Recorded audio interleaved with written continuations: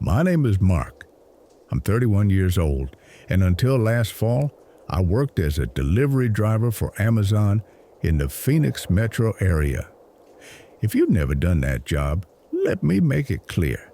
It's not just dropping off boxes. It's sprinting from your van to people's doors in 110-degree heat, racing the algorithm, getting chewed out for being 2 minutes late, even when you're early. I quit after a route left me with heat exhaustion, and my manager said I should have hydrated proactively. I didn't even say goodbye. I dropped my vest and scanner in the back of the van, left the keys on the seat, and walked off. A week later, I packed up my old tent, a cooler, and a few essentials, and drove south into the Arizona desert. My plan was simple. No phone, no noise, just space. I found a secluded spot about 20 miles off a BLM-maintained dirt road, surrounded by red rock and creosote. No people, no towers, nothing. The first night was calm. Sky so full of stars it felt fake, the kind of quiet that presses into your ears. I built a small fire, ate beans out of a can, and let the heat of the flames lull me into something close to peace. I slept hard. Second day, I hiked a couple miles, mapped the terrain mentally, and marked my path back with stones. Still no signal on my phone. That was the point. I sat on a flat rock, cracked a warm beer, and watched the sunset paint the cliffs purple. It wasn't until the second night that I noticed the footprints. I got up around 2 a.m. to take a leak, stepped out of the tent barefoot, stood there, half asleep under the moonlight, and I saw them. It's prints, human, but not mine. They circled the tent. Once, not hurried, just placed. Not deep like someone running. Whoever or whatever had made them hadn't walked off. No incoming trail, no exit. I stood there frozen for a long minute. The air felt colder than it should have. I checked the area with my flashlight. Nothing. No sounds except wind scraping through the brush. I slept with the knife next to me that night. The third day I stayed closer to camp, didn't hike. I told myself maybe it was just my own tracks, blurred by wind or time. But when the sun dipped low, I saw a shape, about 40 yards out, standing perfectly still between two juniper trees. Too tall to be a coyote, too still to be anything normal. I turned my flashlight toward it. Nothing. Gone. But when I went to bed that night, I didn't zip the tent all the way. I left a 2-inch gap and pointed my flashlight through it, hand tight on the grip. I stayed awake. Around 3:30 a.m., I heard soft crunching in the gravel, not animal-like, not the erratic hop of a rabbit or scuttle of a lizard. It was step, step, pause, step. Held my breath. Then I saw it. A shadow passed between the rocks on the edge of my camp, too narrow and too straight. Whatever it was upright. It stopped when I moved. When I tilted my head slightly, it did too. I froze. The flashlight shook in my hand. My heartbeat was so loud it felt like it was in my ears. The thing crouched, slowly, still facing me. That's when I backed all the way into the tent, zipped it, and held the blade with both hands. I don't know how long I waited. I must have drifted into a kind of shallow sleep because when the sky started to lighten, I unzipped the flap, and there were new prints. This time, they led right to where my head had been, and stopped there. I didn't leave that day. I wanted to, but I convinced myself that this was all paranoia, sleep-deprived anxiety. I'd dealt with worse in city deliveries, but that night would prove me wrong, because that night I saw its eyes, amber, reflective, forward-facing, and far, far too high off the ground. I didn't scream. I didn't move. The eyes blinked once, a slow, fluid lid like the blink of a crocodile. Then it stepped backward behind a rock and disappeared. I spent the rest of the night sitting upright, back to a boulder, knife across my lap. The fire had died out. My flashlight battery was down to 1 bar, and the air felt electric, like the seconds before a lightning strike. In the morning, the eyes were gone, but the prints had multiplied. They didn't circle a tent anymore. They spiraled, 5 or 6 rotations, perfectly spaced, almost measured. That was when I started packing. I didn't rush. I didn't want it to know I was panicking. I folded the tent slow, secured my gear. I was about to head north, back toward the road, when I noticed something.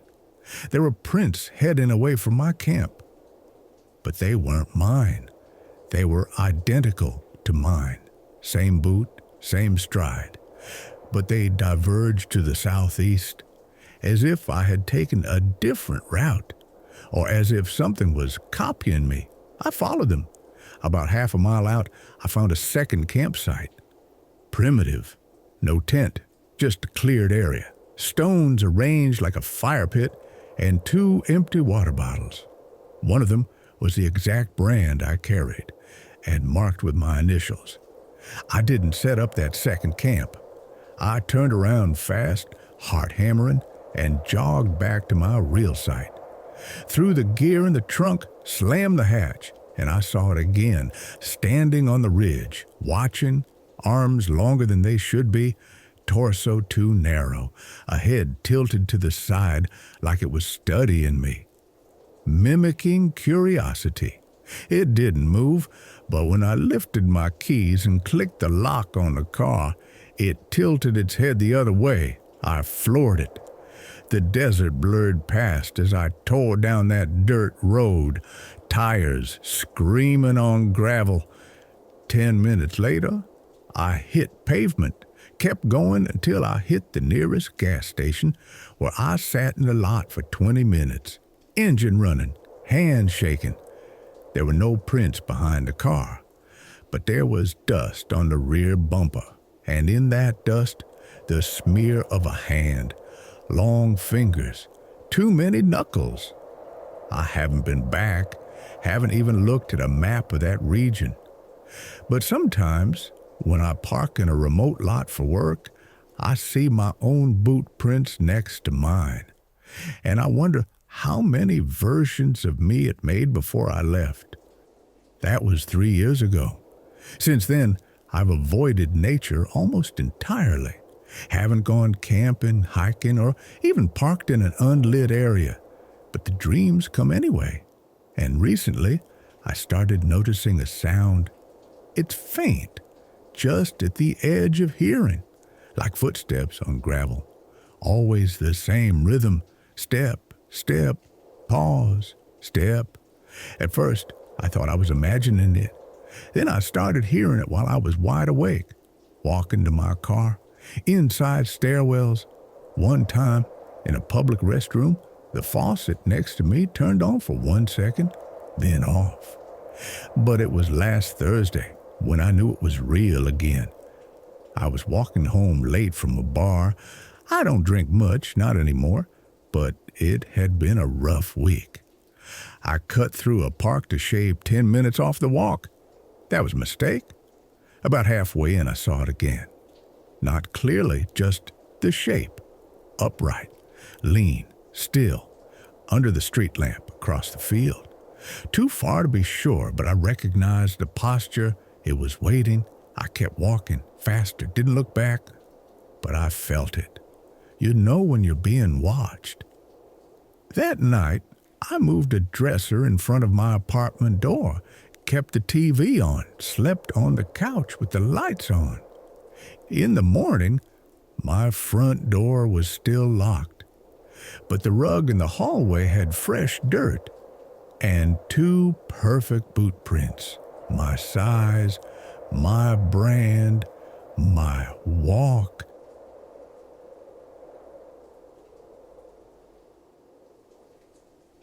My name is Eric Mitchell. I'm 42 years old. Until 2 weeks ago, I was delivering for Amazon through one of those third-party companies they call DSPS. Nothing glamorous. Just another van driver in a gray uniform and reflective vest, driving for hours past houses that all looked the same. Until that Monday, the rural route. The supervisor said I was filling in for a driver who had just walked off on Friday. Vanished, man. Didn't return the van, just disappeared. But hey, we need to complete that route. And you're the only one with a Class D license who's willing to go inland. Inland meant a forested region between Missoula and Seeley Lake, Montana. About 20 deliveries, but the houses were far apart, and half didn't have visible numbers. I didn't complain. Extra pay. They gave me another van, a new one, no tracker.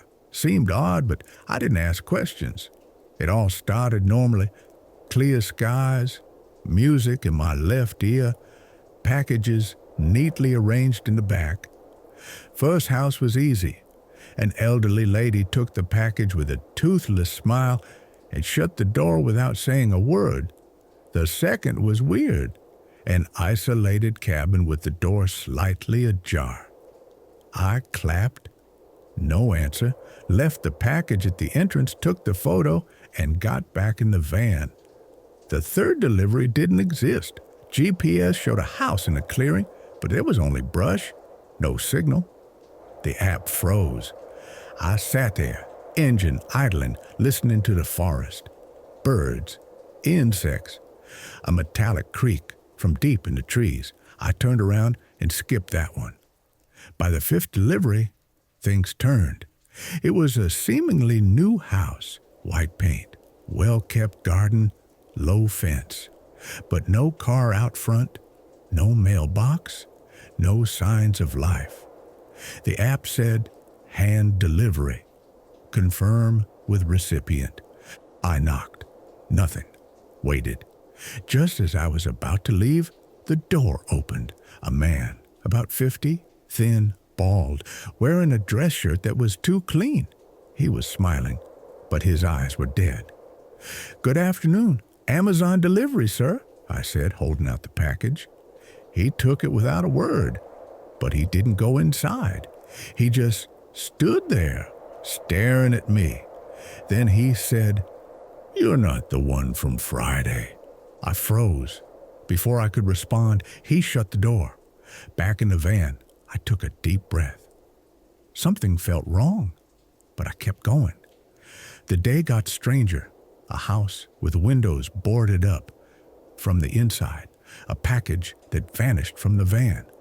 A huge dog standing in the road, staring, not barking, not blinking. The last delivery. The sun was almost gone.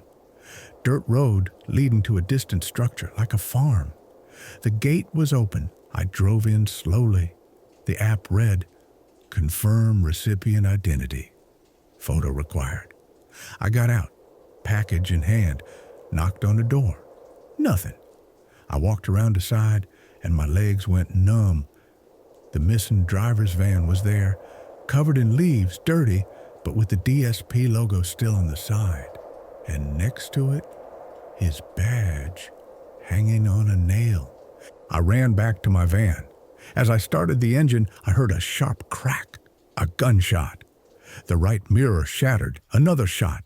I yanked the wheel and tore down the narrow road, dodging branches and potholes. My breath came ragged. I didn't look back. I drove for miles until I found a paved road, pulled into a gas station, locked myself inside, and called 911. Hands shaking, sweat pouring down my face, the package still on the passenger seat. The police took 40 minutes to arrive. I explained everything. They searched the property, said there was nothing, no house, no van, no signs of gunfire, just thick woods. I showed them the app, the route, the logs, but my phone had restarted on its own. The delivery history was gone. I gave a statement, insisted. One of the younger officers looked at me with pity. Another just wrote it all down. Next day, I was let go from the DSP. You violated delivery protocol and abandoned packages in unauthorized areas. I tried to contact the supervisor. He said there was never a missing driver. That route didn't exist. But I remember the van covered in leaves. I remember the eyes of the man in the dress shirt. I remember the sound of the shot. And I have the scar on my arm to prove it. They sent me to die. I escaped. But someone's still out there. And maybe next Monday, they'll send another driver.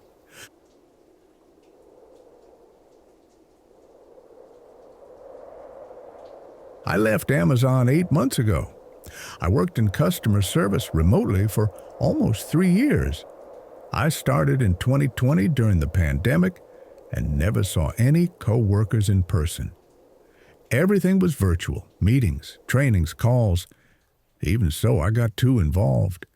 I think it was a way to hold on to some structure in the middle of the chaos. The job was exhausting, call after call, rigid scripts, constant monitoring. Every break had to be justified with a screenshot. If you didn't move your mouse for 5 minutes, someone from HR would message you. I started dreaming about the system interface. The voices of people asking for refunds echoed in my head even after I logged off. I quit because of burnout. My supervisor tried to convince me to stay, said it was just a phase. But it wasn't. I was drained, emotionally dry. I just wanted silence. I moved back in with my parents in Spokane. I thought things would get back to normal with time. It started slowly. First, a few ads on YouTube, motivational videos using phrases that sounded just like lines from our internal meetings. You're not just a number. You are the gear that keeps the customer experience running. I remembered that phrase. I said it once as a suggestion for our virtual team board. It was never approved, but there it was, spoken by a smiling actress, blue background, Amazon logo beside her. Then came the emails, generic messages from Amazon's HQ, asking former employees for feedback, but the content was too personal. One started with, "We know you feel overwhelmed even when you're off the system." Another said, "Have you ever thought your words might inspire our future agents?" I thought it was coincidence. I checked the terms of service I signed during onboarding. There was a clause about internal use of voice and image, but nothing about private recordings. Still, I let it go. Uninstalled all linked apps. Changed every password. The breaking point came with an institutional video that played as an ad before a podcast. The voice was mine. Absolutely. A snippet from a call I had with a frustrated customer. "I understand your frustration, and I'll do my best to resolve this right now." My tone, my breath, even the slight quiver at the end. They had muted the customer's side, used my audio as an example of ideal support. I froze. Then I recorded my screen, captured the full ad, sent it to my former supervisor, Cynthia. She saw it, but didn't reply. 2 days later, her number was out of service. Her LinkedIn was gone. Her corporate email deactivated. I tried reaching other former colleagues. 1 or 2 were still at the company, but all gave evasive answers. One blocked me after I asked about internal recordings. Another replied with a laughing emoji and never answered again. I filed a request under data protection law.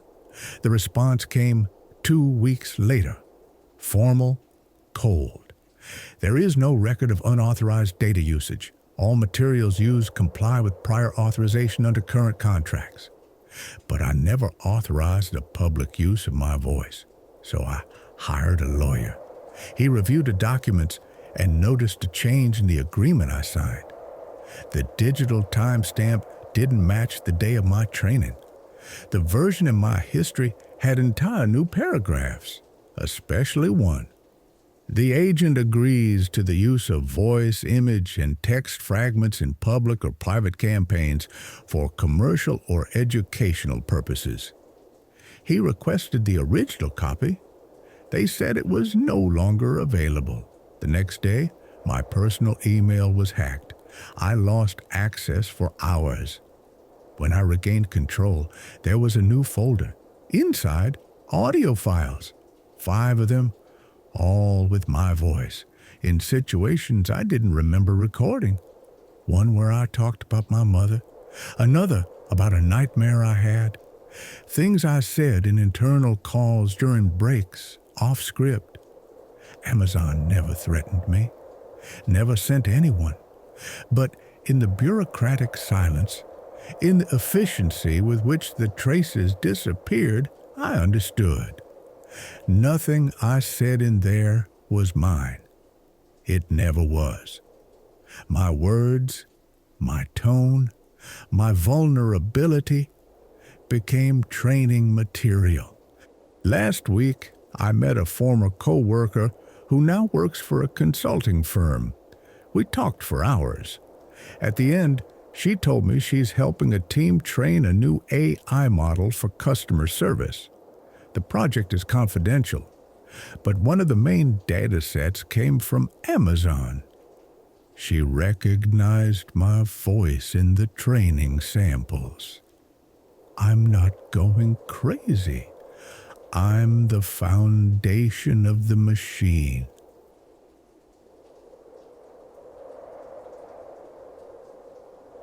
My name is Daniel. I'm 37, and for a little over 6 years, I worked at an Amazon fulfillment center in Indiana. Mostly overnight shifts, inventory, staging, offloading pallets. I quit after an injury no one cared about. Twisted my back moving a skid full of oversized returns. I was out for a week. When I came back, they'd already replaced me on my line. That was enough. After that, I started taking contract work. Nothing official, just stuff I found online. Transport jobs, mostly.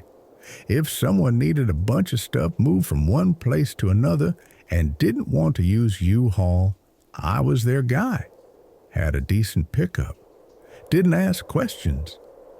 This story starts in March of last year. I got an email through a third-party courier app. The job was simple. Pick up a sealed crate from a warehouse outside Lafayette and deliver it to a private agricultural property near Nokomis, Illinois. No signature required, no ID verification, just drop off and go. The payment? Triple the usual rate. The sender's profile was listed under a logistics company I didn't recognize. Paragon Fulfillment Solutions. But the instructions mentioned the client was affiliated with Amazon Last Mile Services. That caught my eye. It wasn't unheard of.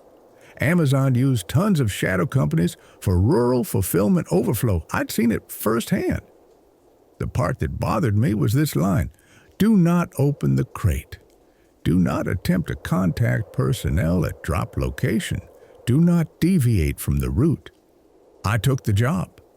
The crate was waiting just inside a wide, mostly empty storage unit in an industrial park. It was metal, but not heavy. Just a little longer than a mini fridge, sealed with steel clasps. No markings. The guy who handed it to me didn't speak. Just wheeled it out on a dolly and loaded it into the bed of my truck. Then he walked back inside without a word. I secured it with straps and hit the road. It was just past 4 p.m. The first 2 hours were normal. Farm country, long stretches of nothing lined with barbed wire and cattle fences. I had music playing low, no signal out there, but I had a downloaded playlist. It helped. Then I noticed a black SUV in my mirror. It wasn't tailgating, wasn't aggressive, just there. Whenever I passed a turnoff or a rest stop, it would cruise past and reappear behind me a few minutes later. It always kept the same distance. After the third time, I pulled over, pretended to check a tie-down. The SUV passed, tinted windows, no plates. I watched it disappear over the next hill. 15 minutes later, it was behind me again. I don't scare easy, but something about that consistent spacing put my nerves on edge. I changed the playlist, turned the music up, focused on the road. I arrived at the destination just after 7:30 p.m. There was no gate, no mailbox, just a gravel path off a county road framed by dead trees and a broken cattle fence. A wooden sign with no writing swung loosely from one chain. I double-checked the GPS pin. This was the place. The path led to a clearing with a dilapidated barn and a storage shed. No house, no lights. But the barn door was open. Inside was a concrete floor and nothing else, except a yellow line painted in a square near the middle, and an electric pallet jack humming, turned on but idle. I backed the truck in halfway, lowered the tailgate, and unstrapped the crate. The pallet jack's light flickered. I didn't touch it, just slid the crate off onto the ground and pushed it to the square. As soon as it crossed the yellow line, the pallet jack moved on its own. It rolled forward, clamped the crate, turned, and slid it into the shadows behind a wall partition I hadn't noticed. I stood there, frozen. No footsteps, no voices, just the soft whine of the motor. Then I heard the sound, a robotic voice, tinny, echoing from somewhere deeper in the barn. "Your package is arriving. Please remain in your designated area." It repeated 3 times. Then silence. I backed out, slowly, eyes scanning every corner. As I turned to leave, my headlights caught movement. The black SUV parked on the edge of the woods. Lights off. Driver's side door open, but no one inside. I got in the truck, locked the doors, turned around in a shaky 3-point turn, and hit the gas. The SUV didn't follow, but in the rearview mirror, I could see the barn and a figure standing just inside the open door. Not walking, not waving, just standing, watching. I drove for nearly an hour before I felt safe enough to stop. Pulled into a gas station, checked the crate straps again even though the bed was empty. Washed my hands in the restroom. Sat on the curb with a bottle of water and tried to get my breathing back to normal. When I opened my phone, there was one new message in the courier app. "Delivery complete. Payment issued. Do not accept future jobs from this sender." I went home. Didn't talk to anyone for a couple days. Every time I thought about what I saw, what I think I saw, my chest would tighten. I tried to rationalize it. The barn was weird, sure, but maybe it was some kind of testing facility. Maybe that SUV was security. Maybe that figure was just some poor guy watching over the place. I wanted it to make sense. But 3 days later, I woke up to a notification. A package had been delivered. It was sitting on my porch, no label, no postage. Just a plain brown box with no tape, folded shut the top like someone had hand-delivered it and folded it close. Inside was my backpack and my phone. But here's the thing, I'd had my phone the whole time. This one, it was identical. Right down to the case, the small scratch, near the volume button. But it wasn't mine. It wasn't powered on. I pressed the power button. It lit up. Same lock screen photo, same battery level I remembered from the night at the gas station. Then it buzzed. There was a video file, just one. 6 hours and 17 minutes of footage, all from the bed of my truck, facing the crate. Most of it was dark, wind noise, crickets, the sounds of the road. Then, about 4 hours in, I heard it, a voice, whispering close, muffled like it was under the tarp. Unit received, processing initiated. Then came the scraping, metallic, wet. The crate moved. Something inside it moved. The video ended when the tailgate closed. I checked the metadata. The file had been created at 2:13 a.m. Well after I'd made the drop and left, I deleted the video. Threw the whole thing, phone, box, everything, into a public dumpster across town. Didn't sleep that night or the one after, and I haven't taken a job since. I still get offers. Every now and then, one of them lists a familiar pickup address and the same delivery instructions. Do not open the crate. Do not deviate from the route. Sometimes, when I check the mirror while driving, I swear I still see the SUV. Exactly 3 car lengths back. Always there, always watching. I moved last month. New state, new truck, no forwarding address, everything reset. But a week after settling in, I found a flyer tucked under my windshield. Local moving company offering temp driving gigs. The name? Paragon Fulfillment Solutions. I threw it away. That night, I checked my phone. A new notification. We've detected your availability. New route pending. No app icon, no sender, just text. I powered the phone off and left it off. Haven't turned it on since, but I still hear the pallet jack sometimes. That soft whine. And last night, I saw something in my side mirror. Just for a second, a man in a vest, holding a scanner, staring, just like I used to.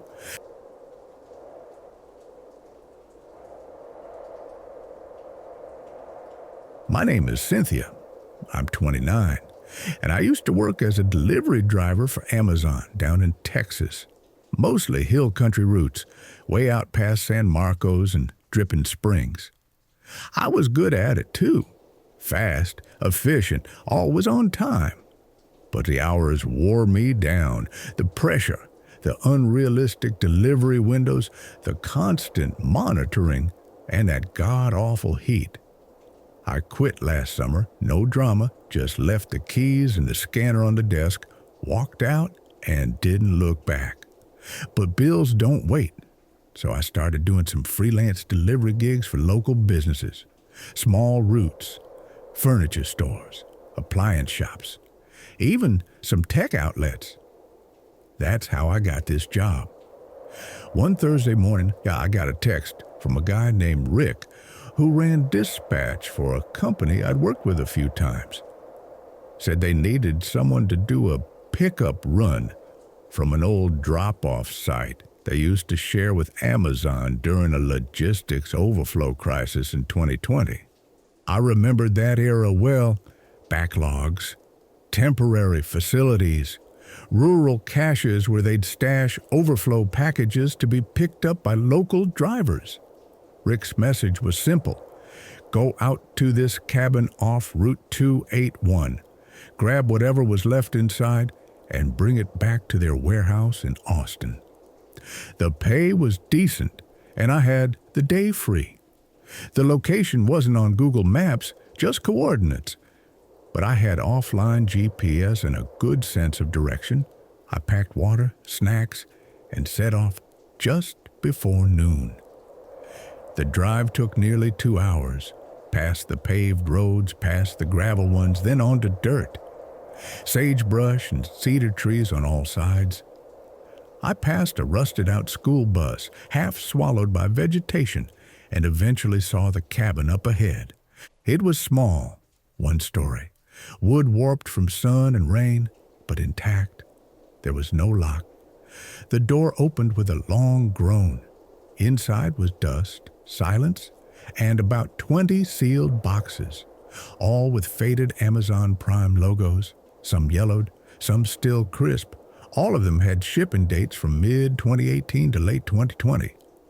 I stacked them near the entrance, then started loading them into the back of my van. Each one felt off, like they weighed less than they should. A box marked books felt empty. One marked electronics was nearly weightless. I shrugged it off. Maybe water damage, maybe air inside sealed plastic. The GPS gave me a route back. I started driving. About 15 minutes in, the dirt road forked where it hadn't before. There were no signs. The sun was dipping behind clouds. I took the left path, which felt familiar. But after another 10 minutes, the scenery changed. The trees were closer. The air was heavier. My GPS screen turned white, then black. No signal. I pulled over, checked the map again. Nothing made sense. It was like the road had shifted behind me, and that's when I heard it. A dull thump from the cargo area. I looked in the mirror. One of the boxes had moved, just slightly, from the center stack to a tilted position, like it had been jostled hard. But I hadn't hit anything. I kept driving. I found a place to pull off the road just before nightfall. An old turnout with a fire pit and a view of a dried-up creek. It wasn't ideal, but the sky was turning red, and I didn't want to drive in complete darkness out there. I climbed into the back to check the boxes. The one that had shifted was labeled household supplies. I opened it. Inside was a photo, a printed 4x6 of me, taken from the driver's side window of my van. From the outside, while I was driving, I froze. The timestamp on the photo read, today's date, 12:44 p.m. I was already on the road by then. I opened another box. It held a uniform, Amazon blue, my name stitched in yellow above the chest. I never had a custom uniform. I opened a third, a small device. Looked like one of the old scanners we used to use, except there was no screen, just a single green light that blinked once, then again, then again. I backed out of the van and slammed the doors shut. I slept in the driver's seat that night, gripping my multi-tool. Round 2 a.m., I woke to the sound of soft taps. 3 knocks, then silence, then 3 more. From the passenger side, I didn't move. The van windows were fogged from inside and out. Through the condensation, I saw movement. 3 figures, standing, holding boxes, their faces blank. No eyes, just skin where features should have been. I screamed, flipped on the headlights. The area was empty. No footprints. But the boxes in the back had shifted again, into rows, like they were waiting to be scanned. I left at sunrise, drove nonstop until I hit a gas station with signal, called Rick, told him I was bringing the load in and wanted cash up front. He sounded confused. What load? He said. The Nokomis cache, I replied. There was a pause. Sin, we haven't used that site since 2020. That cabin was torn down 2 years ago.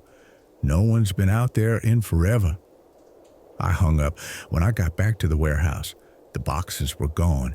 The cargo area was clean. No dust, no residue. But on the driver's seat was the scanner, still blinking green. I threw it in a dumpster and drove home. 3 days passed. Then a package appeared on my porch. No label, no postage, just my name. Inside was a route sheet, 10 stops. The first 9 were old drop points I recognized from when I worked for Amazon. The 10th was mine. Below that, a delivery window, 3 a.m. to 3:30 a.m. I didn't sleep that night. At 3:07 a.m., someone rang my doorbell. I didn't answer, but when I checked the camera footage the next morning, there was nothing on the tape, just static, until the very end. A single frame of me standing on my own porch, holding a box, smiling.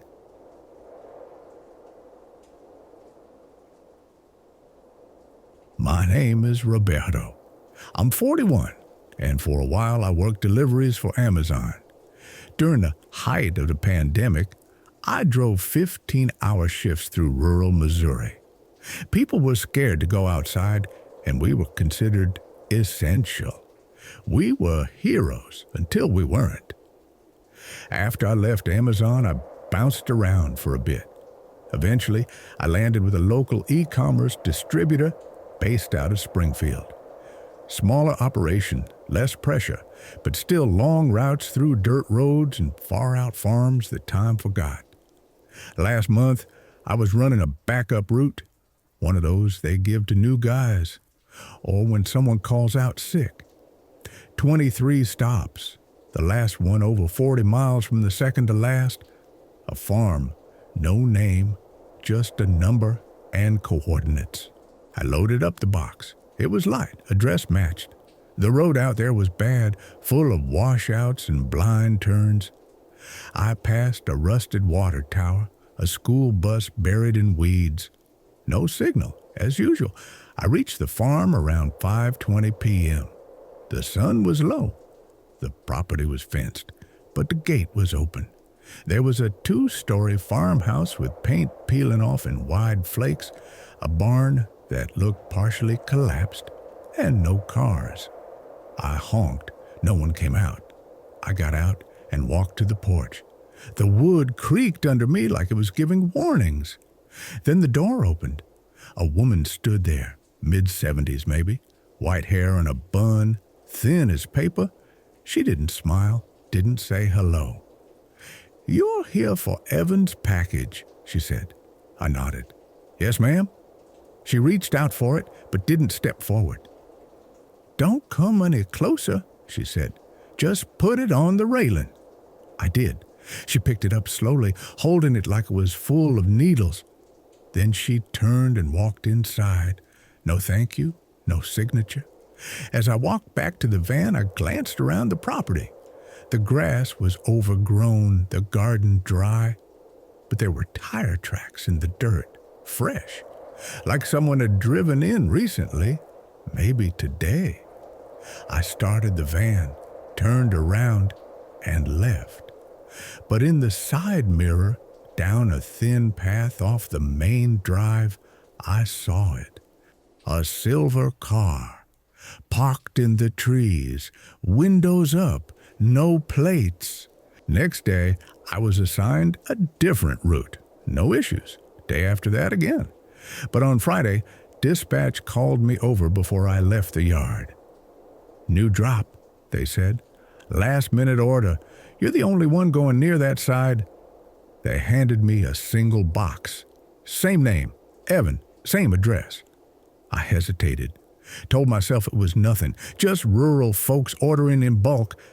But when I scanned a label, it beeped twice, like it didn't want to register. I forced it through the system and left. The drive was the same, but the weather had turned. The sky was a flat gray, the trees looked thinner. The house appeared again around the same time. This time, the gate was closed. I got out, opened it manually, drove in. No one came out. I walked the package to the porch, knocked. Silence. I placed the box down and turned to leave. Then I heard it, my name. Roberto. Spoken calmly from inside the house. I turned. "Hello?" No answer. "Dispatch sent me," I said. Nothing. I backed away, got in the van, checked the mirror again. The silver car was gone, but the dirt where it had been was freshly disturbed, and as I looked forward, I saw something in the middle of the road, a box, not mine, old, faded, wet around the edges. I got out, picked it up. The label was torn, but the return address was visible. Amazon from 2020.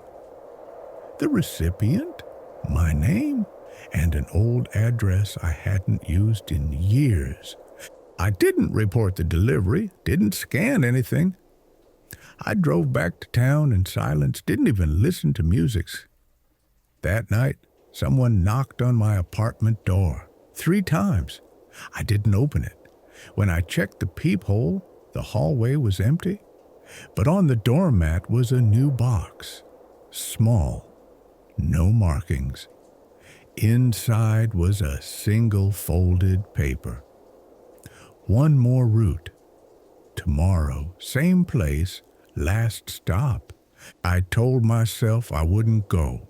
But the next morning, I woke up before dawn, made coffee, stared at the box for a long time. Then I got in the van. The box was already in the passenger seat. I don't remember putting it there. The drive was slower this time. I hesitated at every fork. My hands sweated on the wheel. The trees looked taller. The whole route felt more narrow. When I arrived at the house, the gate was wide open. I stopped outside and just sat there, engine running. The house was dark, no light, no sound, but I saw someone move inside, just a flicker of a shape behind a curtain. I took the box, walked to the porch, and set it down. Before I could knock, I heard a sound behind me. The silver car pulling into the drive. It didn't come from the main road. It came from behind the barn. The driver didn't get out. The headlights stayed off. Then I heard the porch door creak open behind me. I didn't turn around. A voice said, "That one's not for Evan." I walked back to the van, drove away faster than I should have, didn't look back.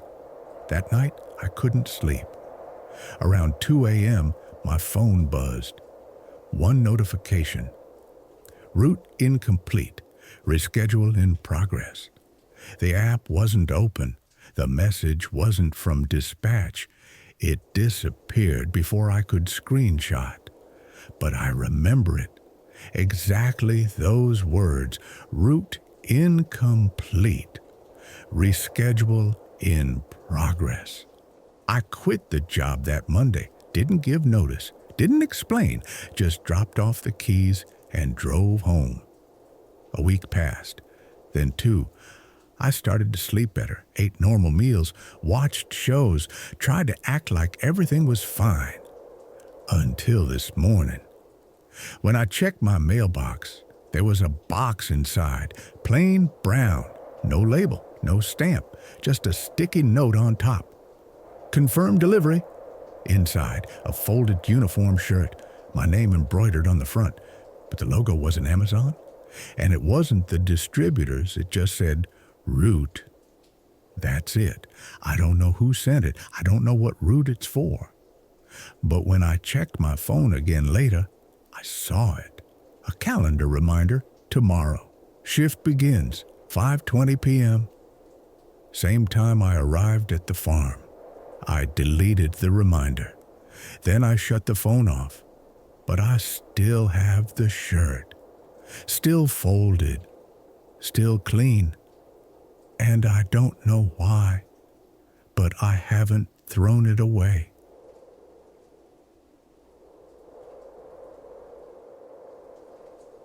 My name is Tiago. I'm 38. I used to work for Amazon back when I still thought logistics was just about numbers. I was a route analyst, mostly desk work, but I'd go out sometimes, ride along with drivers to troubleshoot systems or spot inefficiencies. It gave me a real look into how deliveries work beyond the spreadsheets. That was 3 years ago. Now I do independent delivery work for a logistics startup that handles what they call coverage blind spots. Small towns, rural roads, half-developed subdivisions that Amazon, FedEx, and UPS have mostly pulled out of. It's boring, sometimes eerie, but it pays well. 2 weeks ago, I was assigned a route through a stretch of forgotten farmland northeast of Chillicothe. 10 stops total. Most were simple: house deliveries, some sheds. But the last one was flagged as a drop point. I'd seen those before. They're kind of like oversized mailboxes bolted to wooden posts, usually placed near the road where private driveways are too long or unpaved. Customers pick up their own packages there to avoid the surcharge. When I arrived, the place felt off. The sky was overcast, the sun just a hazy circle behind clouds. The drop point sat alone beside a crumbling mile marker, one tall wooden cabinet with 3 metal compartments, all locked. Faded white paint. No houses in sight. Just a gravel turnout with dry weeds and a barbed wire fence. I stepped out, carrying 3 parcels, all marked for this location. The names on them were Carolyn Heron, C.H. initials only. Different handwriting on each, different tracking codes, all same address. I loaded the packages into the top compartment. As I slid the latch shut, I caught something in the corner of my eye. A woman, standing across the road, still arms at her sides. I hadn't seen her approach. She wore a pale jacket, almost blending into the gray sky, hair down, too far to make out details. She didn't move, didn't wave, just watched. I nodded once, just to acknowledge her. She didn't respond. I got back in the van. As I reversed to turn back, I glanced again. Now there were 2 figures, both standing exactly where the first had been. I drove off. Back in town, I filled out the route confirmation, but the system flagged it with an error. Drop location inactive, retry scan. I checked the log. The stop was gone. The address didn't exist anymore. I went into my van to double-check the scanner. There was a box on the passenger seat. The one addressed to C.H. I know I'd left it. It was sealed, same as before. No marks, no sign it had been opened. That night, I didn't sleep well, and in the morning, when I left for the next route, it was still there, just sitting on the seat, like it never left.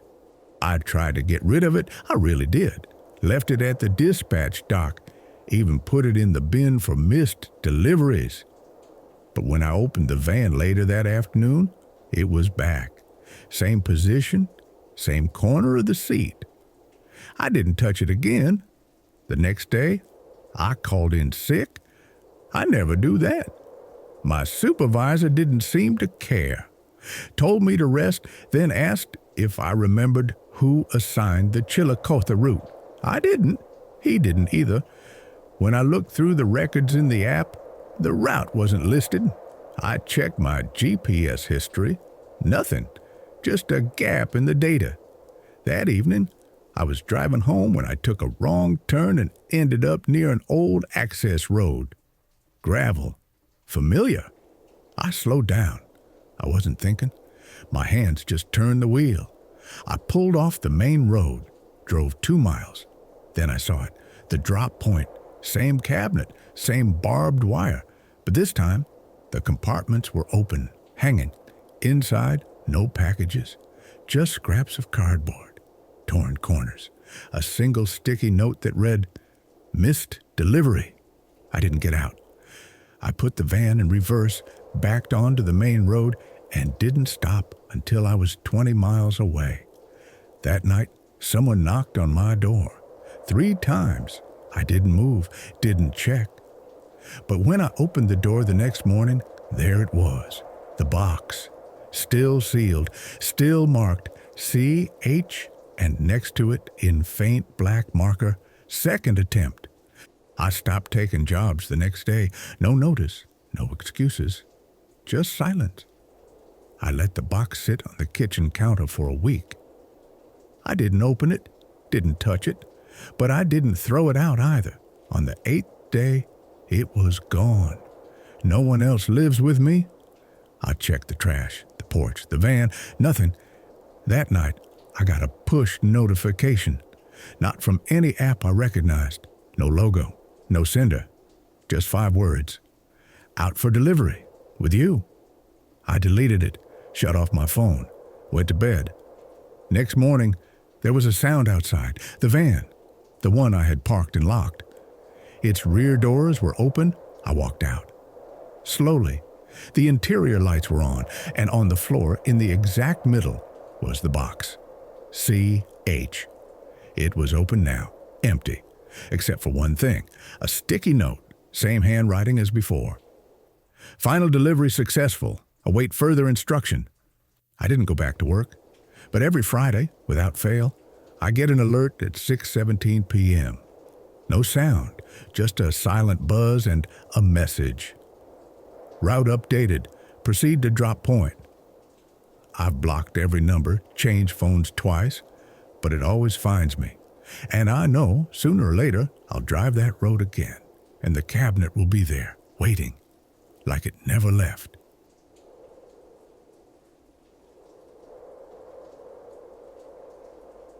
I've always hated apartments with oversized windows.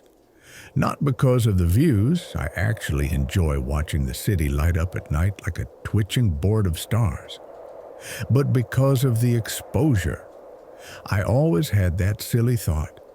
If I could see into other windows, someone could definitely see into mine. It's been 2 months since I moved into this 5th floor unit in an old building in Milwaukee. The move was sudden. My contract in Chicago ended abruptly, and the chance to rent a cheap apartment in an aging but well-heated building sounded like a win. It has its quirks. The pipes cough at night, the elevator groans on every floor, but nothing unbearable. I work remotely as a layout designer, so I'm home most of the time.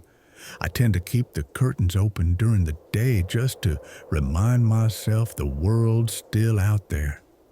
Sometimes I find myself staring at the building across the street. 8 floors of faded beige, identical windows. I never see anyone on the balconies, and the lights flick on at strange hours. But there's one window that bothers me. 5th row, 3rd from the left. I first noticed it on a rainy Monday. I had a cup of tea in hand, staring blankly across the street, when I realized someone was looking back at me. Just a dark silhouette, unmoving, pressed up against the glass. I blinked. Still there. I turned away, pretending I hadn't seen it. When I looked back, the figure was gone. Since then, I've kept an eye on that window.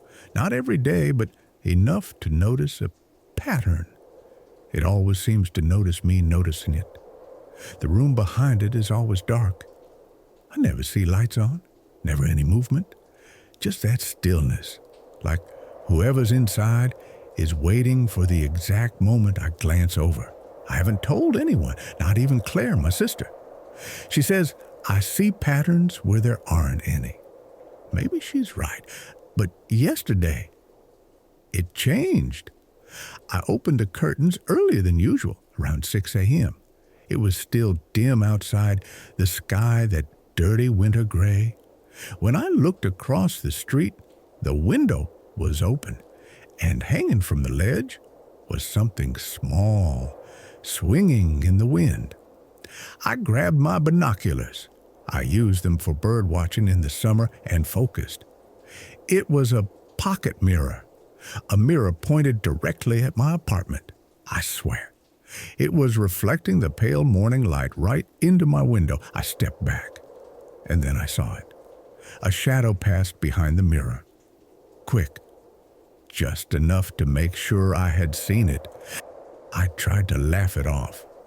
A pocket mirror aimed at my window? Could be coincidence. Just a weird reflection. But my body didn't find it funny. I was frozen, my eyes burning, like that glimpse had yanked me out of myself. I shut the curtains. Work was impossible after that. I checked the window every 15 minutes. It stayed open until late afternoon, but the mirror was gone. No sign of the figure. Like the whole moment had been staged for me and then dismantled. That night, I tried to sleep early, but I kept thinking, if someone really was watching me, how could they know exactly when I was looking?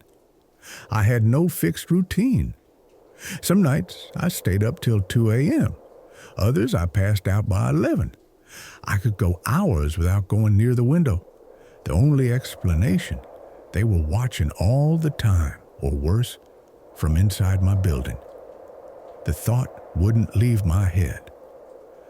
I got up around 3 a.m., throat dry, walked to the kitchen for water. On the way back, I passed through the living room, lights off, and peeked through the curtains. That window was there, closed again. But now, something was different. A paper was taped from the inside. A crooked rectangle looked like a hastily scribbled note. I grabbed the binoculars with trembling hands. The message was handwritten in shaky block letters. "Why are you still looking?" I dropped the binoculars. They hit the table with a dull thud. That wasn't possible. No one could write a note just for me, unless they knew exactly when I'd look. It was personal, intimate, a warning or a threat. I reached for my phone, hovered over 911. What would I even say? That someone hung a mirror and left me a note across the street? They'd laugh, or worse, flag me as mentally unstable. Morning came. I went to the store to clear my head.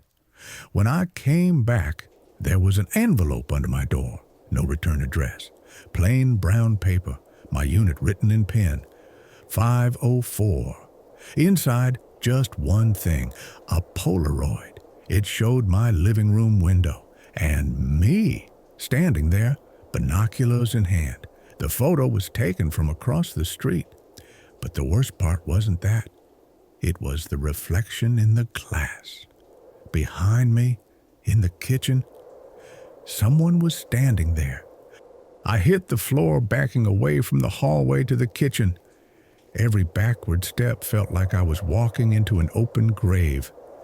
I locked myself in the bedroom, shoved the dresser in front of the door, phone still in hand, called Claire.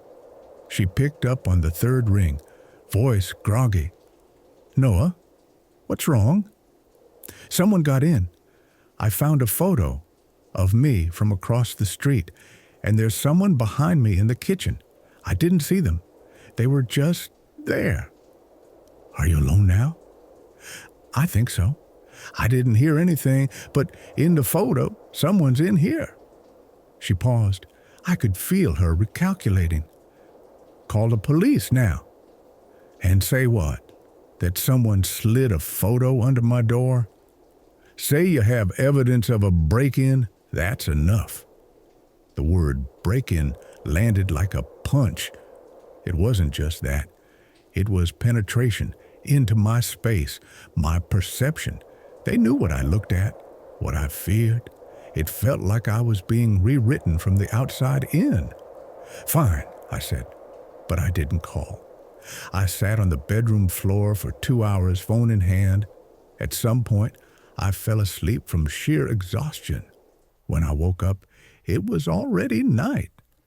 I checked every room, nothing out of place, no signs of forced entry, but the world felt wrong, like the edges had shifted slightly. I opened the curtain again. The window across was lit for the first time in weeks.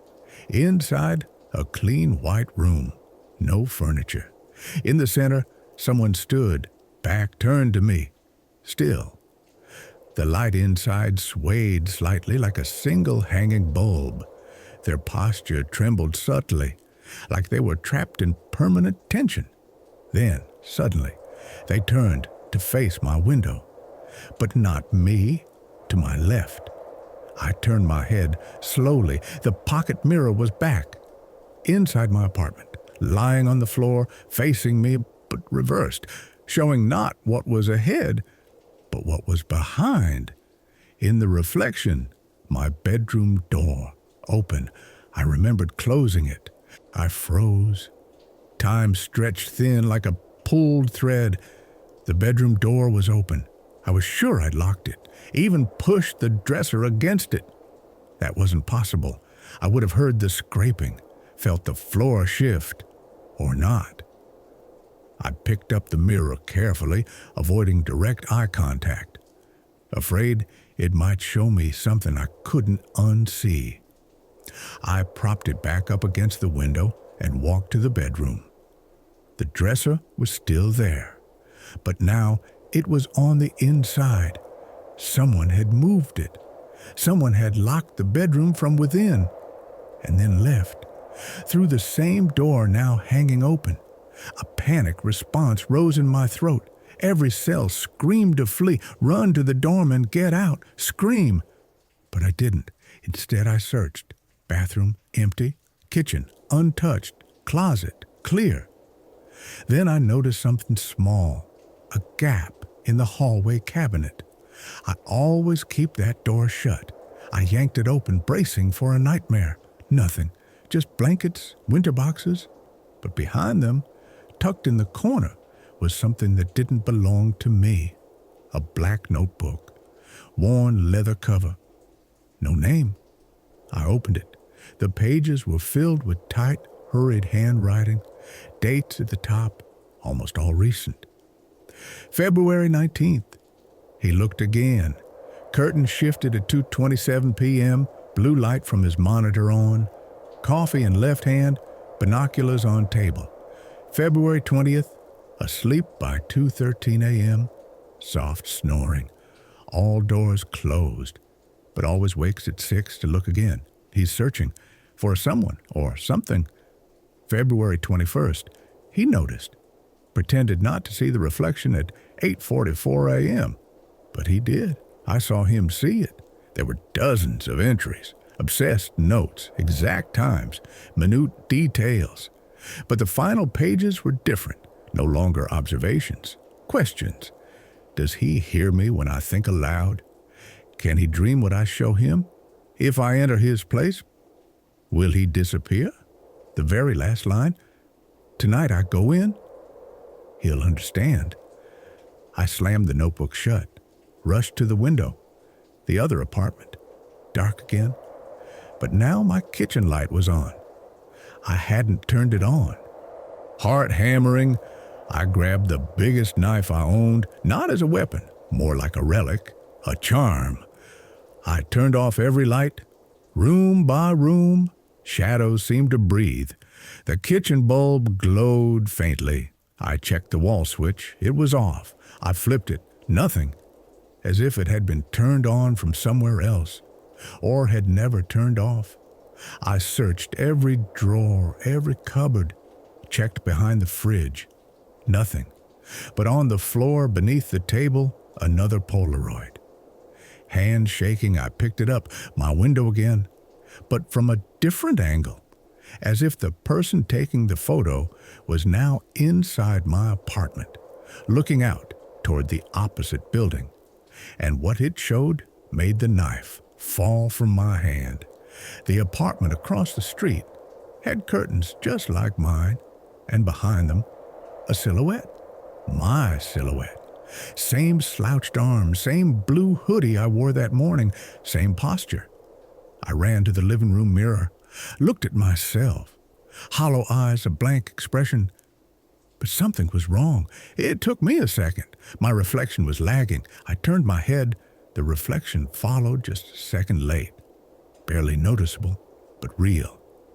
I touched the mirror, cold, but my skin wasn't. I walked to the bathroom, looked in the bigger mirror, blinked again. My reflection didn't blink back, just stared, then smiled. I stumbled backward from the mirror, crashing to the bathroom floor. My head pounded, my eyes burned. That wasn't a hallucination. My reflection smiled before I did. It wasn't nervous, not a warped mirror trick. It was intentional. A silent message that I wasn't alone inside myself anymore. I got up, shaky, grabbed the notebook again, reread the last pages. The words now screamed between the lines. If I enter his place, he'll understand. He'll understand. The apartment felt different now, like the floor plan was the same, but the materials had been swapped out. The walls slightly too smooth, the air too still, the sound of my own footsteps off. I went to the window, looked again. The apartment across the street now looked exactly like mine. Same curtains, same mirror in the corner, same soft yellow glow in the background, and inside, nobody. No figure, no silhouette. But then my eyes drifted to my own living room. The TV, off, reflected something. Someone standing behind me. I didn't turn. I stared at the screen, breath frozen. Figure didn't move, neither did I. Until it did. It raised its arm slowly, as if testing me. I didn't move, and it didn't lower the arm. I blinked, and I was alone again. The reflection, back to normal, or so it seemed. I turned off every light, locked every door, threw the notebook into the oven, and burned it to ash. The next morning, I went to the front desk, asked to see the security footage. The doorman hesitated, but handed it over. I reviewed the last 3 nights. No one entered, no one left, except me. At 3:14 a.m. 2 nights ago, I left my apartment with a backpack. I paused at the end of the hallway, looked at the camera, and smiled. Then I turned left. But to the left, there's only a wall. I walked home in silence, opened the apartment door with shaking hands. Everything looked the same, except for one thing. On the bedroom wall, written in smudged black charcoal, "Now you are his." I didn't sleep that night or the next. My mind kept replaying one thing, my face on the camera smiling, walking toward a wall that shouldn't lead anywhere unless it does. I stayed locked inside, curtains drawn, mirrors covered. I avoided all reflections, even spoons, even the shine of phone screens. Yesterday, that changed. Late at night, I heard footsteps above me, slow, dragging, pacing. But I live on the top floor. I grabbed a flashlight and crept into the hallway, empty, silent. I tried to record the sounds, the playback, clean, silent. Back home, I found another envelope under my door, another Polaroid. This time, not of my window, not of the mirror, but of me, sleeping. On the back, in shaky handwriting, "Do you accept?" I tossed the photo, packed my bag. I had to go. But as I opened the door, something stopped me cold. Lined neatly on the hallway floor were 4 Polaroids, each showing a different face, expressionless, lit by that same warm light from across the street. Eyes dull. Beneath each one, a number, 1, 2, 3, 4. I stepped back, and right then, a 5th photo was slid under my door. Blank, except for a red marker, 5. I didn't need to turn around to know. Behind me in the hallway mirror, someone was already watching, and now the reflection was no longer mine. But what if someone or something was reading you too? 5th Floor View is just one of the original stories from Nightmare at 3 a.m., where the terror doesn't come from ghosts or monsters, but from something far more real, human, patient, watching, closer than you think. If this story made you pause before looking in the mirror, if it left something crawling under your skin, you're exactly where you need to be. To get more stories like this, slow burning, immersive, and deeply unsettling, subscribe now. We don't offer comfort, only truth and tension. Now tell me, did you make it all the way through? Which moment got to you the most? Which story stayed with you long after the screen went dark? Leave a comment. I read every one, even the ones no one else sees. Nightmare at 3 a.m. What you call paranoia, I call instinct.